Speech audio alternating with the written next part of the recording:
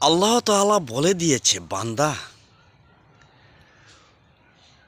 তুমি যদি কোনো দিন কোনো সময় তোমার মনে পড়ে যায় তোমার পুরা হায়াত ভুল করেছ, গুনাহ করেছ, নাফরমানি বেশি করেছ, তাহলে যখনই মনে পড়বে তখনই অন্য কোনো দিক না দৌড়াইয়া আমি আল্লাহর কাছে আইসো। আর যখনই আসবা তখনই তুমি তিনটি কাজ দিল দিয়ে বলবা, আল্লাহ গো, আমি আর ভুল, আমি আর গুনাহ করব না, আমি আর কখনোই গুনাহ করব না, আমি ওয়াদা দিলাম, আমি লজ্জিত মওলা, আমি গুনাহ থেকে মাপ চাইলাম।